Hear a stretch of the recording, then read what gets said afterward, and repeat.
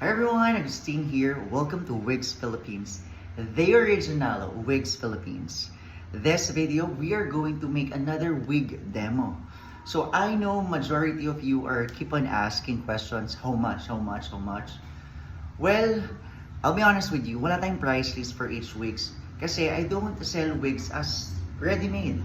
I do make wigs na fully customized. Kasi back then, I'm keep on selling ready-made wigs. Bakit nag-stop ako and nag-focus ako in creating a new wig for someone? 'Di ba? For specific someone. Simply because, if ever na bumili sila ng free size ng wig, majority maluwag or sometimes sobrang liit. And it's difficult for them na ibalik. And for sellers naman, it's difficult for us to get it back. Kasi parang, alam mo yung feeling na, sino bang lugi? Sino bang talo? You don't know, di ba? Kasi as business owners, gusto lang namin makabenta and maayos. But of course, andun yung guilt na parang, magagamit na ba yun? Hindi kasha. So, I keep on innovating my skills when it comes to wig making. So, napagtansya, ayun, is that dapat ang wig, para magmukhang natural, it should be custom made para sa taong gagamit nito. Para talagang suwabe, fit na fit, and secured na secured si gagamit. So for this video, I'm going to show you this wig. Nakasukat ito sa akin, but it can be fitted by anyone. Kasi hindi naman nila susuotin yan everyday eh. These wigs are just for sample wigs. Kumbaga, wigs that you can try on. Alright? So we're going to choose this one.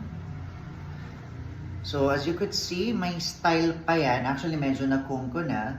Because this wig, pinagamit ko to sa mom ko during her 60th birthday. Yes, 60th birthday niya, naka-wig siya. And with that, for special occasions like that, imagine, nakaset na, and isusuot niya na lang. So, it would save time for her during that day. Alright? So, as usual, ayoko naka-wig cap kasi minsan yung gap ng wig cap nakikita sa aking forehead and I don't like that. I want it smooth and flawless. Yun nga lang, downside is that makikita niyo yung ulo ko. And I'm pretty sure majority of you is experiencing this, especially for men's out there. And also for ladies out there na mayroong alopecia. I'm pretty sure alam na yan. And for those people naman na undergoing chemotherapy, those who have cancers, I know this is the most difficult part para sa inyo because, alam mo yun, my hair can all of a sudden biglang nawala.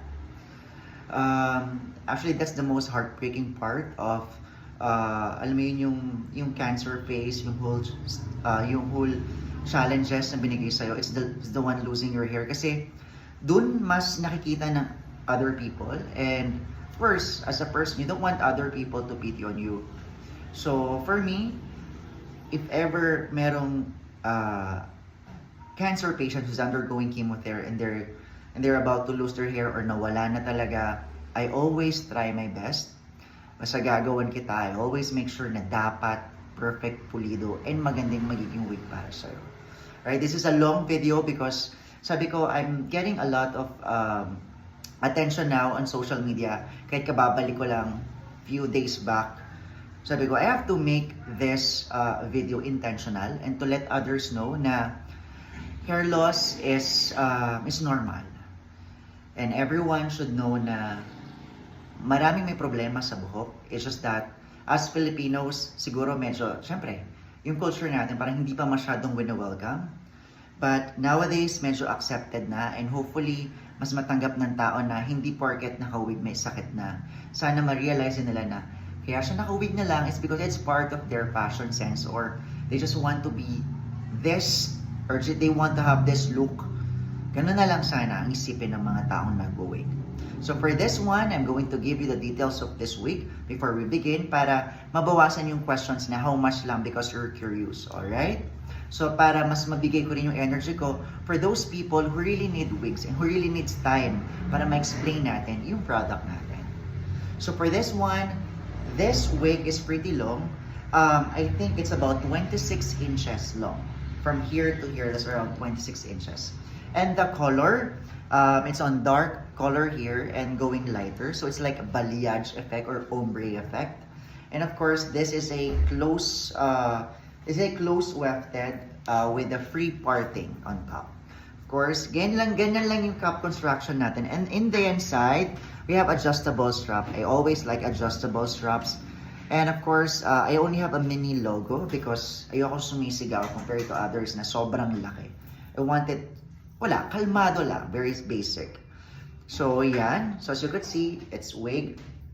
Again, ito pa yung curls nung ginamit ng mom ko during her 60th birthday. So, we're going to try it on now. So, are you ready to see my hair? Yeah. There you go. So, may times na ganito ako magsuot ng wig. Ilang seconds na to. Binilang ko dapat, di ba? But, yun. Suot na. Look at the hairline. Huwag nyo nang tignan yung mga lines ko sa face and blemishes. Look at the hairline, you guys. Look at the hairline. Diba? Does it look wig to you? The length, ito yung mga hair lengths na I don't really recommend for everyday use kasi masyado siyang mahaba. But of course, if you have a good quality hair, okay lang. Especially talagang gusto nyo enjoyin yung long hair ninyo. And for those naman na merong short hair but you wanted long hair, but still looks very natural, this custom piece is very wonderful.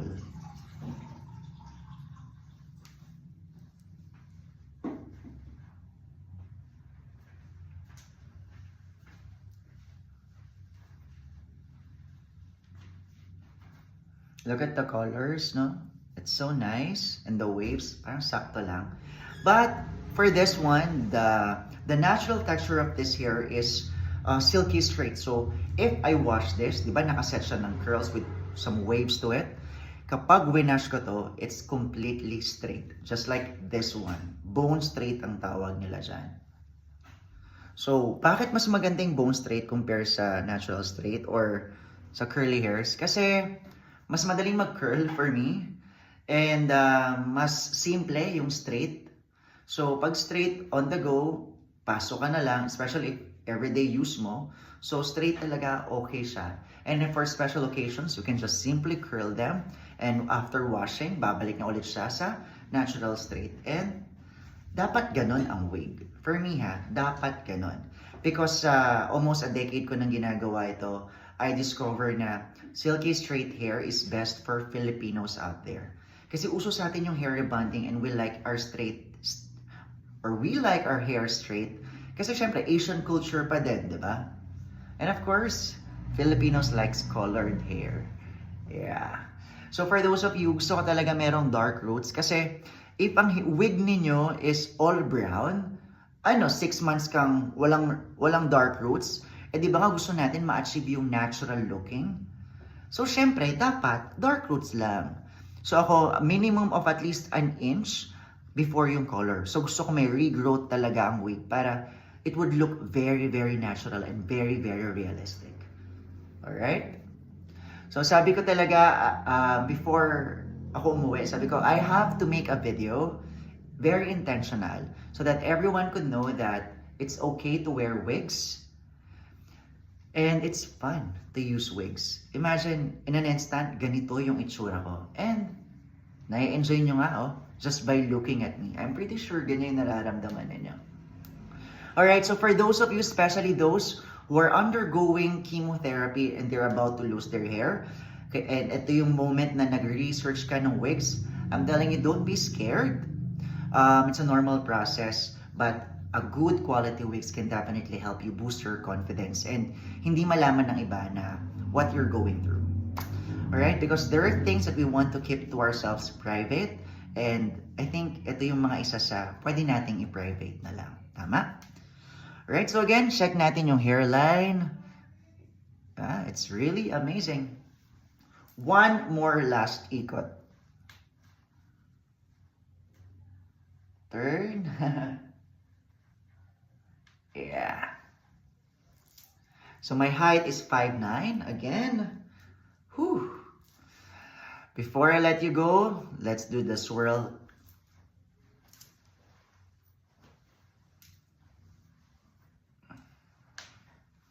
Kamusta ang wig? Hindi natanggal? Pero I can just simply take it off.